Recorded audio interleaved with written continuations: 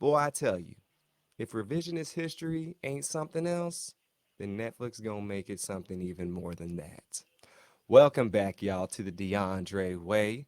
We here today covering Alexander, the making of a god. I appreciate y'all for joining me through this small little series that we doing. This is a little six-part series we diving into to really see what's going on. I'm a big history guy. I love my middle name is Alexander for the ones who don't know back there. So I figured why not cover this Greek god per se hero and see what's really going on with this storytelling and depiction of Alexander the Great or Alexander the Third, whichever you want to call him. I call him Alexander the Great because growing up, I was like DeAndre Alexander the Great Mackenzie. That's what we was doing. Y'all got my full government name, so watch out now. But yeah, this is it's a little of me in here too. I feel like this. I try to connect a little piece of me with everything that I'm covering. But yes, y'all make sure to comment, like, subscribe, saying in different orders, to keep you on your toes to the DeAndre way. We growing and thriving every which way in the third. And check out the Patreon as well. It's only $5 a month. Help support your boy out here, and you'll get some exclusive premium content in there. But we're done with the advertisements, y'all. We gonna dive into this. Now, when I first saw this, I'm a history guy. History was my favorite subject growing up in school. In the books, that's when we had books. We didn't have Chrome pads, iPads, Chromebooks, the whole nine. We had to get in the books, get down in the dirty, and take the notes on pen and paper. And I was always fascinated by how the world came to be. I always liked to see how America became America, how Europe became Europe, how, South America became South America, et cetera, because I'm a person just likes to know where things came from, to know how things are, because I like things to make sense in my head. And so with Alexander per se, he's a conqueror. Now I'm not the most knowledgeable person about Alexander the Great. So if I make a mistake or two, it's not my area of expertise. I know some about it, but I'm not gonna get every pinpoint fine detail right about it. Now, I did some research after I watched the first three episodes because that's what we cover in the first three episodes to kind of see what was going on and what transparency we was getting from the show and what actually was going down. And most of the stuff, okay, I ain't gonna say most of the stuff that they put in here really happened, but the general philosophy of things with him conquering Persia one city by city was a thing that went down. That's the general aspect of it. Now his behaviors and personality traits maybe a little fabricated, but we'll get into it, y'all, because this threw me for a loop within the first 10 minutes. So we get into it. The first episode is titled The Boy King, and it starts with an old lady narrator. She's giving her greatest accent. I don't know what country she is speaking from, but it is very majestic and wise and whatnot. And we begin with at the Temple of Amun, the Suya Oasis. I thought it was like JoJo Suya in Egypt. And Alexander the Great, they speak of him versus Darius, the King of Kings. So Alexander the Great is he's obviously our not narrator. He's our hero in this story, and Darius is the antagonist. Now, how you look at it, Darius. So this is all the thing. Some people call him. Sometimes they say Darius, Darius, and then Darius. They go back and forth between who's talking. So I noticed that real quick. I was like, is it Darius? And they don't call him Darius. They call him Darius. And yeah, it was they make him seem like the bad guy per se. Now to the Persians, he was the good guy. So it just depends on what you side you're looking at per se. I try and be bipartisan and see what's really going on. The plot behind the story is Darius, who is from Persia, essentially that's his like country. They're like overtook everybody. They're the strongest in the land. They have about 50% of the world's population at this point in time, 336 BC, and they're the big boys on campus. And then you got Macedonia, where Alexander is from, and they're strong in their own right, and they've kind of been a thorn in Persia's side. and they've been holding their own for a very long time, but they're not anywhere near, don't have the resources, don't have the army strength, don't have the manpower, anything close to what Persia has. So they're just trying to survive essentially, and they're living in tough environments and whatnot. But they still formidable opponent. But Persia looking at them like, all right, little bro, let's sit down. But yes, we begin with Alex. They introduce him. He was a great military officer, scientist, poet, etc. He was good at everything basically. He was the class president. He was captain of the football team, science club president, homecoming king. He was the whole nine. So he did everything. And Alex founded Alexandria, Egypt.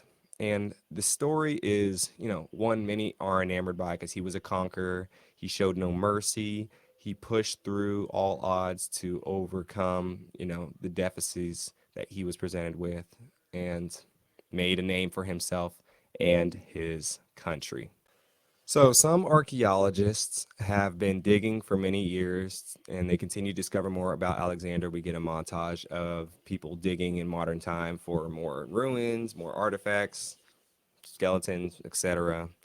Doesn't really have a ton to do with the story. It's just a little piece that they want to open up with. Could have been left out, but hey, I guess they're just trying to make this. I don't know. It was kind of pointless at the beginning, but because we know they're always still digging out there for more things. At least I do. But then they found a marble statue that was made of Alex, and people continue to search for any traces they can find of the real man himself. So they're definitely still looking for his skeleton and bones. Good luck. And the narrator says the end of his story is very different from the beginning, and this is where we first start the live action depiction version of what's going on. So they go back and forth between these separate narrators when they're whether they be historians, professors, etc., talking about Alexander. And then we go back to the reenactment with like actual actors reenacting like the scenes like it's a movie per se. So it goes back and forth. I'm following more so what the narration is saying because they're really depicting the details that you won't get just by watching it. So most things I'm giving my more so, well, I'm giving everything, but I'm taking what they say and applying it to what's actually being shown to us with the action stuff. But yes, we begin and we first encounter him at 336 BC. A year before that, though, he was sent into exile to this place called Illyria. So he got sent to exile. I wonder why. He's a 20-year-old, so he got 20 years old when he got exiled, and it's kind of tough, who fled his father's kingdom. So did he get exiled or did he flee his father's kingdom? Both the same thing, I guess you could say. So that's already confusion off the bat. Did he flee? Did he flee or did he get exiled? They said he got exiled in the books and whatnot, and I looked it up. He said he got exiled, and they said he didn't leave because he was scared of his father. He said he was trying to find his role in the world. So really, him and his mother got exiled because his father was two-timing his mom, and he was not happy about it, and his father wasn't happy that he was speaking up about it, essentially. But they don't really get too deep into detail until a little bit later, which we'll get to. But they say he's trying to find his role in the world, and so we see Alexander like sword fighting in the reenactment, kind of just randomly starts there. But this is all within 10 minutes, and so soon they introduce his good friend Hephaestion, and they say he's not just a good companion, but maybe his greatest love. I'm like, huh?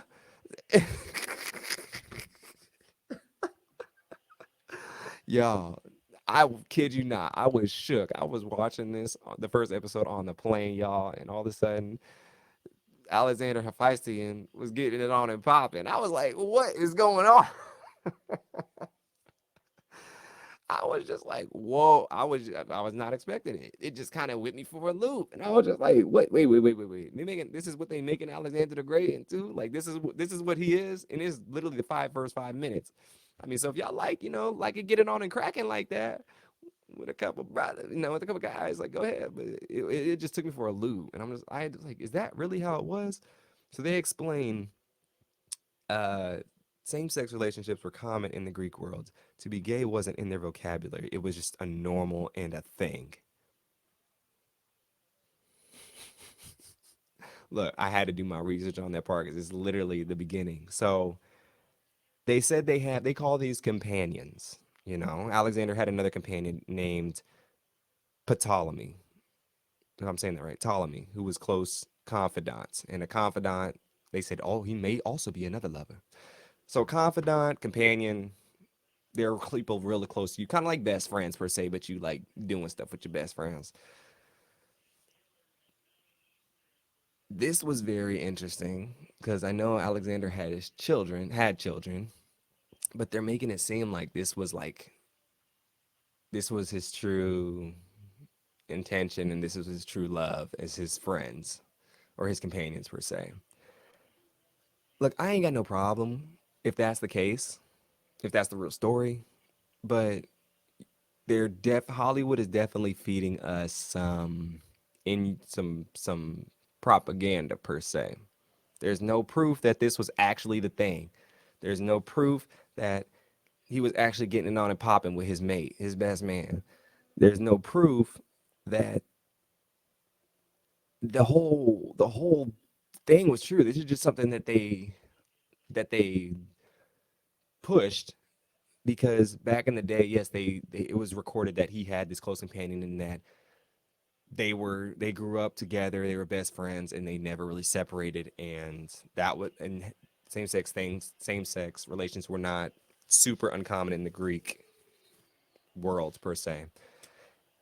I just don't know how I feel about them trying to write history with a certain way. If you don't know about something in history, I get it. It's so old, like whatever. But y'all are making this thing just it's just pushing certain things. I feel like, I mean, I have no problem with it, like I said, but I have a problem with pushing certain things that aren't really true and trying to make people think a certain way. Because somebody could watch this for the first time and not know about Alexander and just assume that it is what it is. And then I'm not going to make too many spoilers, but later down in the line of the story, they're going to be confused. So, and that was that really what happened? If we don't know what happened, just skim over. But it's a drama. You can add an extra layer of things to it, spices things up and whatnot. But I don't know. Y'all tell me what y'all think about that. It was just very just interesting how that just popped up out of nowhere. But yeah. Anywho, we move forward and we Alexander's exile ends in 336 BC because he was summoned by his father to return to the Macedonian capital of Agae for a royal wedding. And the wedding is between Alexander's sister and a neighboring warlord. And it's a common arranged marriage to build an alliance with Persia. So that's a common thing back in the day. The rulers of each different countries would pair two people in monarchy together so they could have peace and, you know, be civil for once and not just fight all the time like they did. Understandably so, but it's weird that he just exiles him. He's like, all right, you're exiled, but come on back for this little wedding. I need you here. So, like, we miss a lot of context between there. Like I said, this is old, ancient BC history, so we don't get everything, but they want to throw some extra, meat and potatoes in the relationship, but they don't want to throw meat and potatoes into why he came back. It's just picking and choosing. They picking and choosing right now, y'all. They definitely, you know, want to go. And what's also interesting is when him and his mom get back to Macedonia, um, he kisses his mother on the lips too. I was like, huh? Wait, y'all is popping real quick. I mean, they really pushing like this sex thing on Alexander the Third. I'm like, dang. I mean, I know all the Roman statues are all naked and whatnot, and they're ripped and this and that, but damn, like kissing your mother on the mouth as an adult. I don't know about that, coach. I don't know about that. But we move. His mother is named Olympias, and she was born a foreign princess and one of seven wives of Philip II. Ooh, and she held a higher status in court because she gave birth to the heir of the throne, Alexander himself. So she had the first kid. So she's the head HBIC. I mean, okay, makes sense. She fears he will find a new princess though and have more sons, and soon Alexander will be pushed out as heir. So that doesn't make sense to me because if he's the first son, he should automatically be the first heir, regardless of his mother if is with him or not. He should claim his son, but I guess he exiled him, so he did something that pissed him off, and he's like, "Look, I'm trying to have another son because this one's pissing me off, and I need a new heir." So maybe if he has another son, he's just gonna kill Alexander off the grip. But Alexander sees that, and he's about to take that action, boss. There's somebody about to take that action that got his back.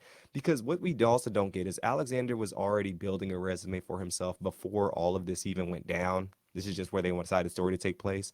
So it's not just he just his, what happens to his father. Eventually he dies, which we'll get there. And he's just all of a sudden this conqueror. He's done stuff before this. He has somewhat of a reputation, but he's building it and growing it. And he's not yet in charge. So that's some context that was missed. But hey, they can't tell everything. Each episode's like 35, 45 minutes. You got to dim it down to a point. But yes, uh, there's some drama going on in the household, which I like this. A little drama never hurt nobody. And soon tension. There's a wedding at the wedding reception. Tension's going on with him and his father, and they're like bucking each other up, saying, "You kicked me out," and he's like, "Well, I'm bringing you back, and I'm gonna do it again if I want to." So they talking that big talk. Alexander left apparently because his father Philip tried to kill him. So it all, and then it says this. What also this doesn't add up to me. Alexander fled because his father didn't defend him in an argument he had with someone else. Alexander fled because his father didn't defend him in an argument he had with someone else. And his father didn't defend Alexander. Alexander's father didn't defend him because he just, he didn't really care about him like that. So Alexander was embarrassed. That's the main reason why he fled, not because he was scared for his life. So you telling me this dude is this big bad conqueror, or he's working towards it? He's got this vibe and macho attitude about him, but he's embarrassed by his father embarrassing him from other people, and he just runs away. That don't really make sense to me. Why did he really run away? What was the real reason? Was he exiled or did he run away? Like it said exiled first, and then it says run away. So we're missing something right now. We're already missing a lot, and then they're adding random kissing and relationships. Like it's just a lot going on with me. So I'm just like, yo, what have I gotten myself into? But soon, King Philip II is giving this speech, and soon all of a sudden it goes down. He gets stabbed, he gets janked, he gets, you know, stomped out in the schoolyard essentially by the knives, and the guard standing right next to him. And yeah, he did that work. I don't know if he's working for Alexander. He might be working for the Persians, but something tells me he was working for Alexander, because Alexander's like, look, he might exile me again. I'm gonna pay you off, guard. Stab this man. I'll be in charge. You're gonna be in the high ranks. Guard's like, shoot, okay, bet. And we never hear what happens to the guard. Does he get killed too? What, like, why was the reason? Like, we don't get none of that. It's just he was killed, he died. All right, let's move on. No one knows who was behind it. Alex blames Persia. He's like, Persia's fault. They did this. I ain't gonna try to make too much sense out of it, because back in the day they didn't really like always think logically. So Alexander's blaming Persia for all the problems going down and the death of his father. And the as I explained earlier, the Persian Empire was massive and Macedonia was very small. It was basically David versus Goliath. And Babylon, which is in Persia, was the hub of civilization and the center of the world at the time. And we soon meet Darius III, king of Persia. Egypt was a source of gold, and the Persians used that to fund the might of their army. So, like, I'm not about to give y'all a map, but Persia is basically, I'm gonna compare it to Russia, like the size. It's not literally the size of Russia, but just comparison to that, to like, I'm not gonna say Ukraine. We'll use like the United States and like Mexico. Like that's the differences we're looking at right now. That's the differences we're looking at in the size. Like, and then dim it down a little bit, obviously.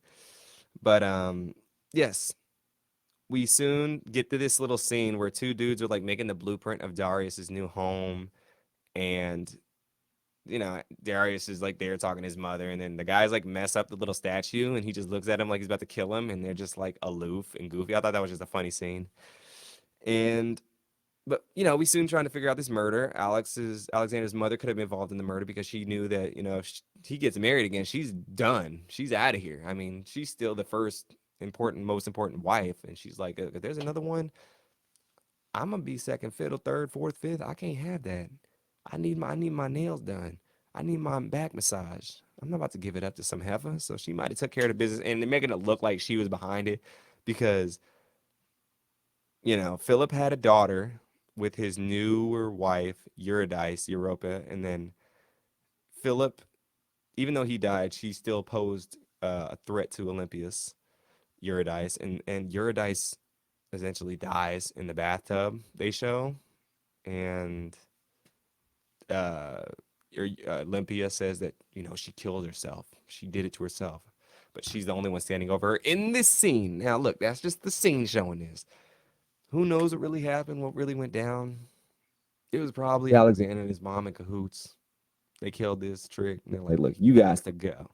You was the problem when having about to get married to my ex-husband. Now you guys to die. Be careful who y'all ask your exes who their exes are to make sure that you ain't dealing with somebody really crazy.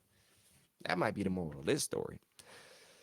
But yes, apparently Olympias dragged a baby over a bronze vessel filled with fire, and after seeing this done, that's why they said Eurydice killed herself, because she was so appalled and shocked and scared for her own child that this scorned ex-wife was doing, that she just couldn't deal with it and killed herself. I don't believe it for a second. She was killed, y'all. So Alexander inherits the throne when he is 20 years old, and Darius inherited the throne via murder too. And his predecessors were murdered via poison. So these two dudes are unrightfully earning the throne. That's just how it went down back in the day. Hey, every man for himself. So that's how they got down. You got to watch how you talk to. This is the real life version of a Big Brother. Watch who you talk to, or else you really gonna get slit up. And so there was a battle on the west side of Macedonia, but after this happened, Alexander's a new king, and there was a first battle out there, but Alexander was unable to attend due to restoring his land when his father died. So already when he's in charge, people are attacking them because they like, look, we got this 20-year-old king. He's a boy king, like the title says. He can't defend, do nothing. Let's get him up out of here, coach. So they try and stomp him out before he even gets the crown on his head. And soon there's this interesting scene to where Alexander's with his mother, and it looks like some Black Panther Wakanda stuff is going on right now.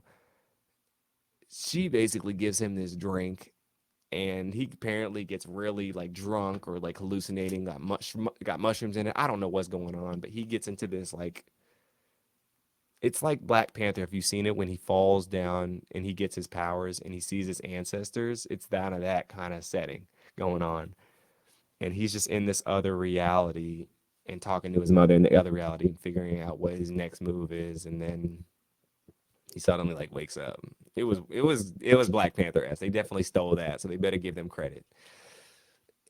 This whole thing is like a lot of fabrication, y'all. I'm telling y'all, I don't know who wrote this thing, but I'm gonna find out. And I'm like, look, what's popping? But yes, his mother keeps telling him that throughout his life, he was the son of Zeus, and that you could one day be a god. So there's two things, there's gods and there's demigods back in this time that the people believed in.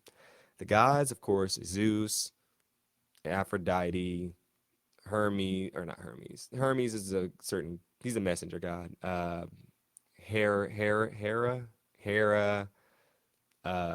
Hades, like those are gods per se.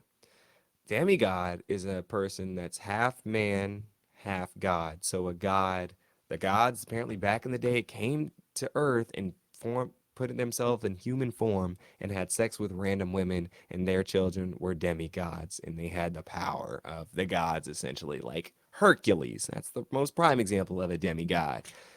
His daddy was Zeus too. So there's a whole bunch of these things going on back in the day. It's strange how they never have happened in modern day times. I mean, I haven't seen any demigods or heard of any. Have you?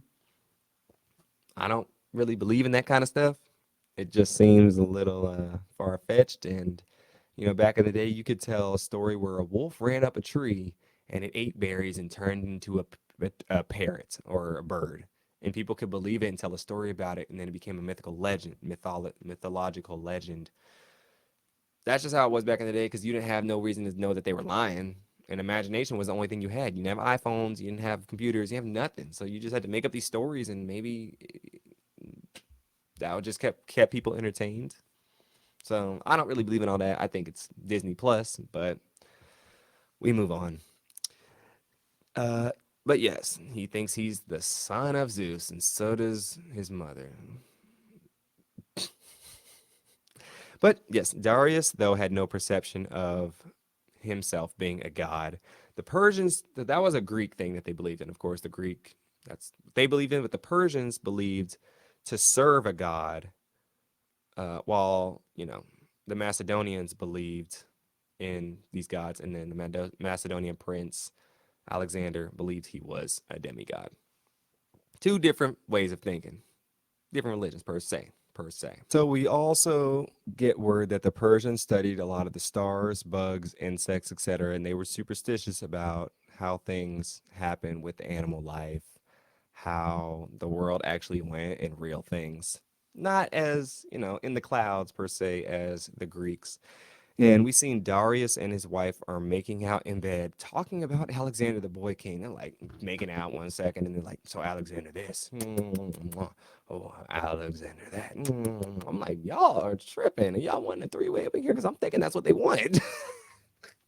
Look, the way the beginning started, I'm not putting nothing past anyone in this show. I mean, look, coach, that's just what I'm like. Why are you talking about another dude when you talking to hey man, making out with your wife? These writers definitely trying to add some Young and the Restless in this show or something. I don't know, Sex in the City. But yeah, he decides to make him a deal, and Darius reaches out to Alexander via Attalus, a Macedonian guard, and he doesn't like. They say Attalus doesn't like Alexander too much because Attalus is really the one who should be in charge because he's the head general. He's the one who's been in the wars and the battles, and he's pretty much second in line to the old king. And Darius essentially tries to persuade him to switch sides and sends this little memo through the Pony Express and like, look, bro, you got it bad over there now. You ain't king. Come over here and you'll have it made. We're gonna give you all the riches you want. Just come over here to come over here to Death Row Records. We ain't like Bad Boy, all in the videos, all up in the club. We got you. So tempting offer, tempting offer, but Atlas says, I'm gonna be loyal to the soil. And, he knows if he's tried with collusion, he could be killed. And, you know, he tells Alexander, they message him back, and Alexander soon pops up. He's like, Atlas, what's good? And he's like, I got your back, man. He's like, no, you don't. Why would you even read that letter? And then he kills Atlas. And I was like, damn, coach. It's like that. It's popping off in this show, y'all. I mean, that's what happened, but that sucks. I mean, he was in a lose. He should have just went over to Death Row Records, if you ask me. But yes, that's how the episode one ends, and you know, they say the Boy King is on his way to battle because he has had enough. And so episodes two is death or victory, and we get the old lady narrator back. She's talking and whatnot, and she says 334 BC, all the threats of Alexander are gone, and he heads west to battle after a 22-day. So all the threats in his own party. So he's killed like Attalus, all the potential traitors. So he's not even asking no questions. He's like, who sent the letter to who? Who read it? You dead. Who looked at what? You dead. Like he chopping heads off left and right, coach.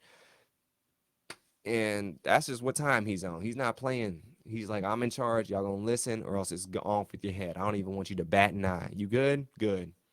So that's you ain't. I mean, I'm listening, coach. I'm not. Look, what letter? I wouldn't even. Who? Who's Darius? I would have said. So he's not playing. He's like Suge Knight up in there. But soon, yes, He leads his army to battle after 22-day journey and arrives in Magnesia in Asia Minor, so a small part of Asia. I might be saying that wrong, Magnesia, Magnesia. But he has an army of 32,000 infantry and 5,000 cavalry and his close companions, his lovers. You got to have them in battle with him. And he has to show early success to get his followers to obey and die for him because he's, the man in charge. He got to show that he's willing to be that dude that people are loving but also fearful of. And Alexander soon goes on a site, but this is also weird too. So when they're on this journey and whatnot, Alexander says, "Okay, I'm gonna see y'all later." And so he goes on this little sightseeing tour instead of greeting all the men who were in earlier battles to give them confidence to move forward. So he goes to the battles and whatnot, and this journey, he sees the men who was fighting and whatnot, and they're like, "Hey, Alexander," and he's like, "I'll see y'all later. I'm gonna be right back." He's like, "Wait, what about us? What's going on?" He's like, "I'm gonna go do this thing real quick. I got a side quest mission to do real quick." So he slights them, and we'll get to his side quest in a second, but soon one of his side quests soon Darius is suggested, he's thinking about what he's going to do to Macedonians. He sees Alexander coming his way. He's destroying everything in his path, and he's trying to figure out the right way to go about the situation. He's like, I don't just want to charge in there and blow everything up. We're going to have too many casualties that way. I'm trying to make it peaceful. So Darius actually, he's trying to make peace, but Alexander don't want the peace. He just wants chaos. Looking at everything, it's like, bro, like you save some of your peoples now. You got a lot of faithful good men. I know you got a good plan and you winning, but dang, he's not taking no prisoners. I mean, it must be, some childhood dilemma because his father gave him whatnot and exiled him, so he has trust issues right now. And just the Macedonians and the Persians, they're complete opposite when it comes to like beliefs and all these other things, and they ain't seeing eye to eye on nothing. So he's just like, look, I'm not even gonna play with him. We don't like you. You don't like us. I really don't like y'all. So I'm gonna take care of business. And that's what time he's on. And Darius is thinking he thinks he should starve out the Macedonians instead of fight. He suggested that. But Darius wants to fight and make an example out of Alexander's troops. So he's like, you shoot, I'm shooting. I ain't about to be no punk. I'm a new ruler too. You ain't the only bad boy on campus, coach. Because he's bad boy records and Alexander's death row records. Alexander got Snoop, he got Pac, he got Suge, he got uh, Dr. Dre, and then Darius is like P Diddy. He got Lil Kim, he got Biggie, oh Mace, But yes, soon Alexander and his two companions go to Troy to do a pilgrimage, and this is another side quest. And he first went to visit the shrine of Achilles to get inspiration. And then he had another That's So Raven vision about what's going down. And Alexander says he needs confirmation that he was Zeus's son. He needs to figure it out in some way. And like I said earlier, to the Greeks, there were gods and demigods, gods who I explained that already. And Alexander saw himself as self divine, which was a different mindset that gave him an advantage. So he's like, look, this was like when you take, I compare it to Space Jam.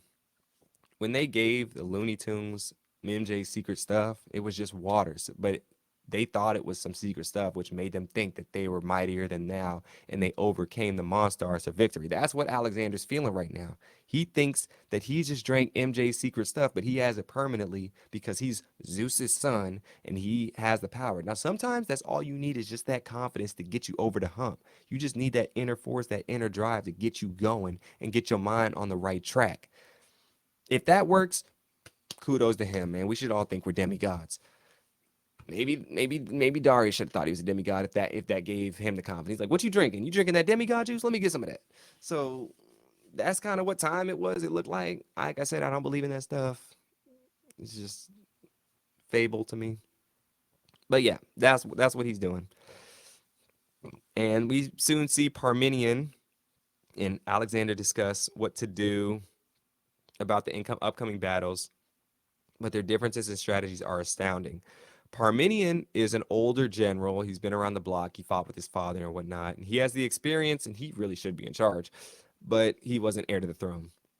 And he thinks a lot of things out and is trying to be logical and tactical. And Alexander is young and braveheart and just wants to go into battle and make it happen. He said he's in fucking mode right now. He's like, look, let's just go, follow my lead. We gonna make it. We gonna get the job done. We don't need a plan. I'm the plan because he's a demigod. You might even think he's immortal, so I wouldn't be shocked. But soon Darius' troops and Alexander's troops meet finally, and they're having a little standoff face off. And so they explain in standard military practice, you wait until the morning to fight when you have all the sunlight to battle.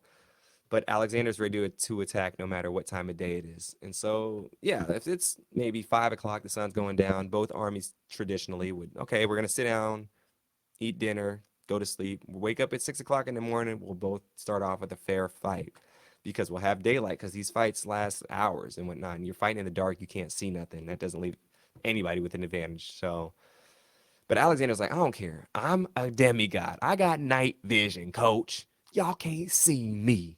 And so he's like, forget y'all. I'm going in right away. He said, charge, let's go. And so they went right in, caught him off guard, and he was taking names and taking coins. And we soon see Menmon uh, is taken a this guy named Menmon is taken aback by this tactic and his forward style of thinking. And his army, he's with the Persians, lose their momentum, and they're outnumbered. They outnumber the opponent, but then they soon get outnumbered. And apparently, having forces on the battlefield can cause a lot of confusion and disarray, which helped Alexander's army take advantage of the chaos and win the battle with the help of General Cletus, who was an important part of the battle. So this battle goes down, and watching it is cool. The battle scenes, best scenes in the whole entire series at this point. I love those kind of things because it looks realistic. Now, the weapons per se aren't accurate. I did some research. They're not the accurate weapons they were using, but I ain't gonna. It's whatever. It's a TV show at the end of the day. I'm not gonna get that critical on it. It's pretty cool. You see people getting stabbed. You guys, it's pretty graphic to some points. I mean, dudes getting lit up in there, and it's definitely they on a different time. But it's a cool battle. I like it. I like it. A lot of Greeks were on the Macedonian. So a lot of Greeks were on the Macedonian side throughout the battles. There were Greeks fighting against Greeks because they went over there kind of like Attalus did through bribery and better opportunity. They went to Death Row Records, got to, do what they wanted to do, live the life they wanted to live, got paid more, but they're going to be the ones up in the front when it's time to battle. So you got to be careful. You pick a side, stay on a side. Y'all switching sides like this, it's going to cost you when it costs them. So maybe that's a theme too. Just kind of stick with your peoples through thick and thin, which they were not about. But soon Alexander kills. He has the traitors. He captures the traitors after the battle, lines them all up, row by row. Slit, slit, slit, slit, slit, lit, lit, lit, lit, lit, lit. I mean, dang, I was like, y'all, what? He's not playing. Like you would think, like he like, okay, y'all got a chance to come back, but he don't even want the thought of if you thought about switching once, you're dead to me. You're dead to me, like Kendrick said. And he took care of the business one by one. And so soon in the battle, Memnon tells Darius, after the battle, Memnon tells Darius that they lost over 5,000 soldiers and 1,000 cavalry. Darius is pissed. He's like, how the hell did I lose to Death Row Records? Or, yeah, Death Row Records. So he ain't having it. He's pissed. He's not happy. And soon Alexander makes his way down the coast of Persia and starts taking over city by city, town by town. It's like you playing Legend of Zelda and you just conquering each place one at a time, completing all the missions and all the levels rapid speed. And soon he arrives at Halicarnassus, the home of Memnon, and lays siege to it. Alexander wants to find Memnon by any means necessary. I don't know what his deal is with Memnon per se, but you don't like this man. And the heads they show them being cut off a lot in the show. They love the heads being cut off and the gory part of it. And they get into another battle. And Memnon is in this battle too, but he retreats at his hometown, but he eventually dies soon after his retreat.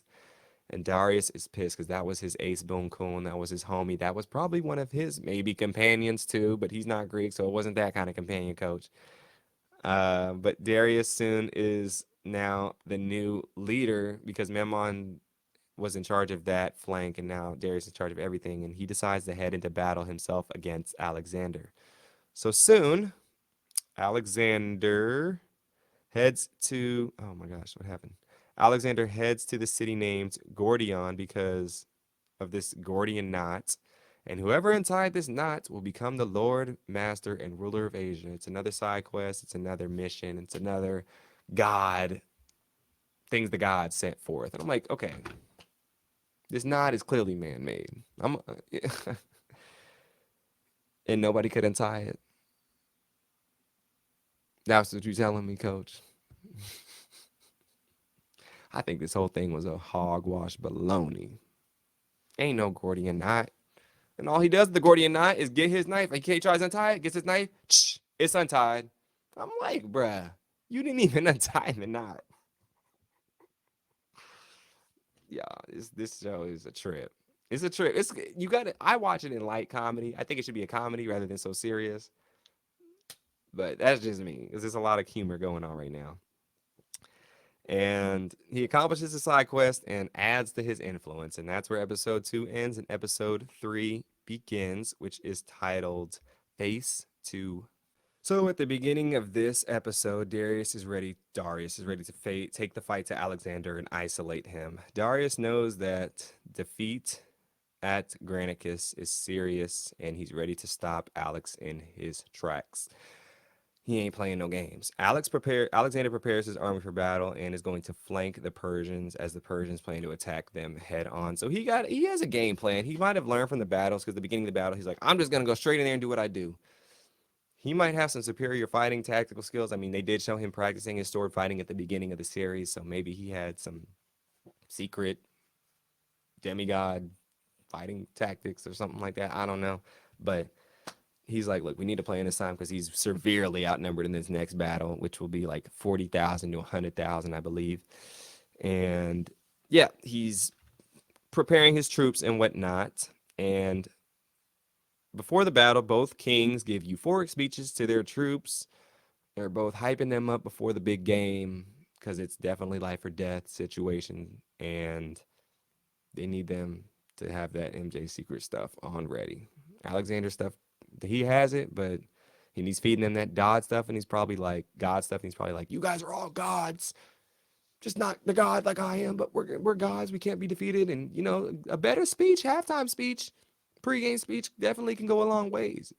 Give you the right juices, give you the right mindset going into something. So Darius, I don't know. They showing that he didn't give that good of a speech per se. And but also this is interesting. When Darius travels, he takes his women with him, so his whole family to watch him battle. So he's taking the family to the football game, the deathly football game, while Alexander's keeping his family at home. Interesting, they say, because they want a good show, they expect to win. It's kind of like an event. There ain't nothing going on back in the day except eating grapes. So they said, let's go. We ain't doing nothing else. We just watching the sun go by. So I don't blame them for going, to be honest with you. It'd be boring to sit back home, but they think they're gonna win. So you're going through the game thinking that your team gonna win. You're gonna sit back, have a good time, eat some food, celebrate afterwards, and you get to be part of the festivities instead of missing the party because it's the only party going on right now. But we find out soon that if Darius loses, the western part of the Persian Empire is gone, and if Alexander loses, the war is basically over.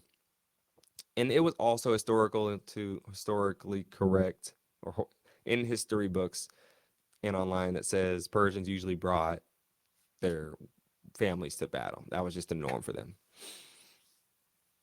That's an interesting one. But hey, back in the day, a lot of stuff didn't make sense. And so Darius, it's explained that he had a better amount of troops. However, they had to fight in an narrow front due to the water being on the side of them and the mountains on the other. So this is the picture I'm trying to put. So pretend this is the battlers right here, this microphone. Actually, Pretend this is the water. Yeah, this is the water. So the water's covering, if I can get this right, the water's covering, this is going to look so messed up. The water's covering everything and it's going all the way up. So they only can fight on this one strip, and the mountains are on this side. So they only can fight in this small little quadrant.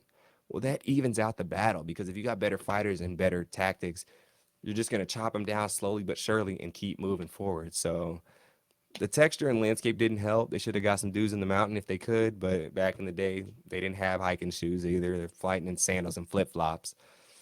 And that's just what time it was, and it wasn't didn't serve well for Darius, so they definitely didn't look at the mini map of the terrain when they went into battle. Kind of reminds me of StarCraft. You know, you fight in certain spots, you're screwed if you're a certain race or have certain tactics. But if you fight in open land, it's a whole different ball game. But yes, if you haven't played StarCraft, check it out. It's a good game. The Persians have 100,000 versus 40,000 advantage, like I said. And the battle scene looks pretty cool. It's the Battle of Icarus, Isius, and it begins. And the Persians' way of fighting is that Darius, so they have two different ways of fighting. So the Persians' way is that Darius was the center of the battle, right here, and everyone is around him, per se. So he's the center, he's the most protected. Kind of like if you watch Attack on Titan, that's their formation to attacking the Titans. And Alexander's way, though, is he's at the front of the line. He is headed down, full head of steam, and he's the one getting things on and popping. I'd like to be in Darius's formation because he's safest. But if you're the best fighter and you have the weak ones up front, and the other team has their best ones up front, they're gonna make mincemeat of them. And I feel like it's only a matter of time before you're next. And once they get past them, they got the confidence. They're riled up and whatnot, and they're basically storming through the crowd. I don't know. You got to be skilled if you be in Alexander's position and confident. So I see both advantages to either. But if I'm the one with the skills to kill, I'm taking Alexander's, of course. And if I'm the one with I got the bow and arrows and the nukes, I'm staying in the middle. So it just depends on what equipment they have. But yes, Alexander's cavalry is winning with his war tactic because they're moving with immense speed and he attacks the weakest part of the Persian army.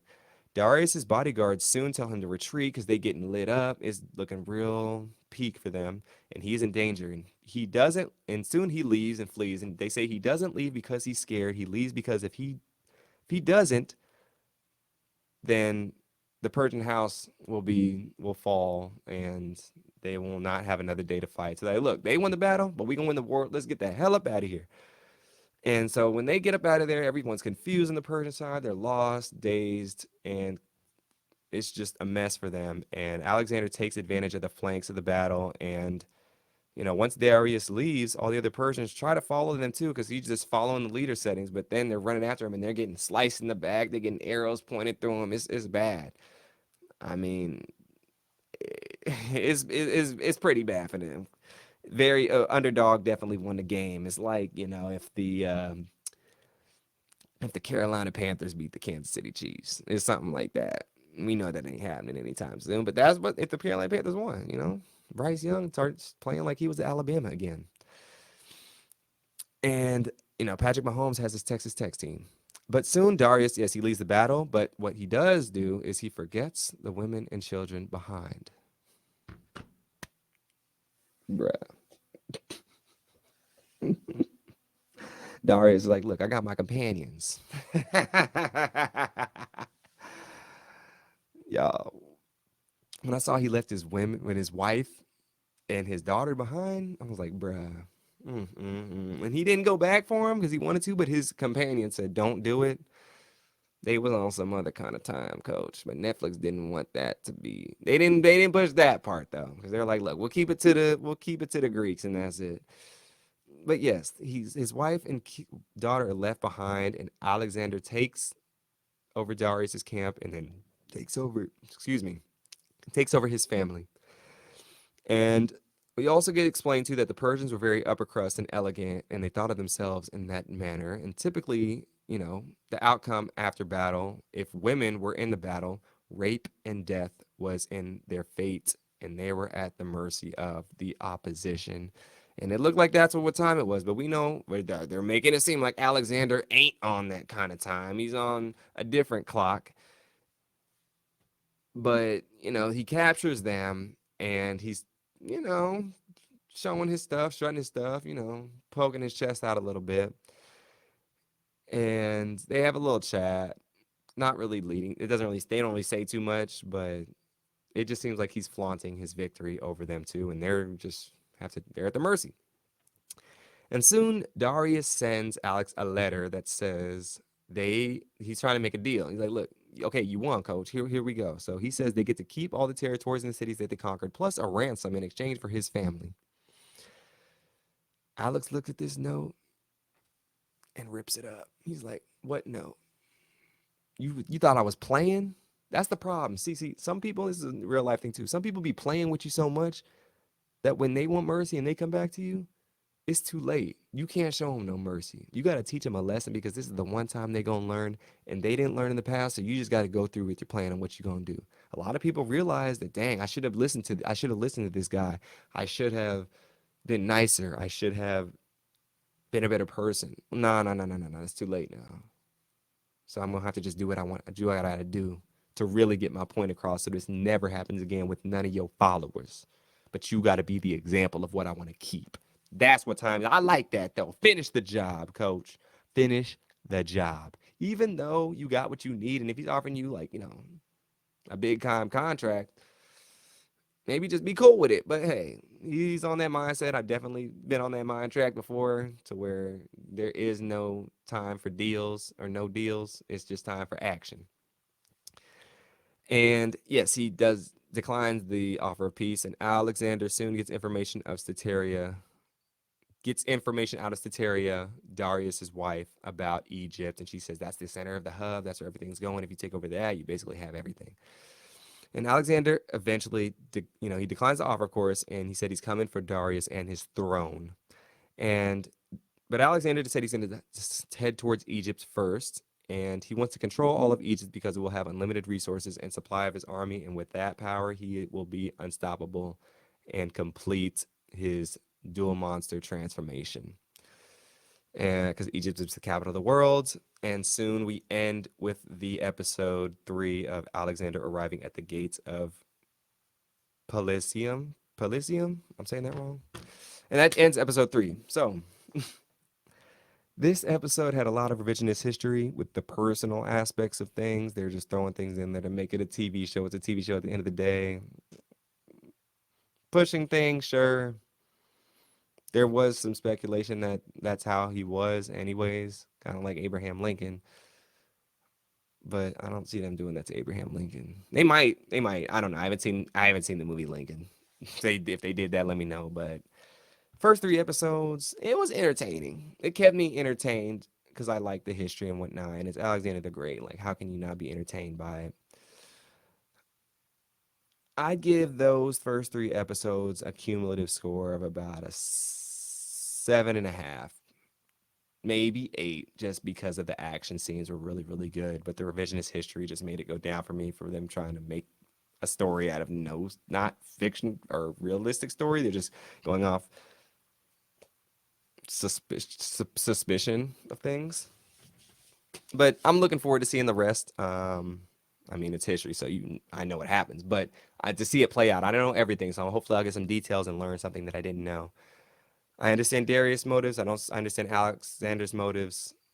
They both right in certain regards. They both could be wrong in certain regards. More so Alexander. I think Darius is actually kind of like the good guy in the whole thing because he's kind of one trying to make peace. It seemed like that. Alexander just wants rage and destruction, which will, you want too much of that, it'll overcome you. And yeah, I'm not trying to foreshadow nothing, but hey, it is what it is. But thank you guys for joining me for this recap of The Making of a God on Netflix. We're going to get back soon with the final 3 episodes and see how this thing turns on out. Thank you once again. Make sure to subscribe to the DeAndre Way. I appreciate y'all so much. Have a good rest of your day as well.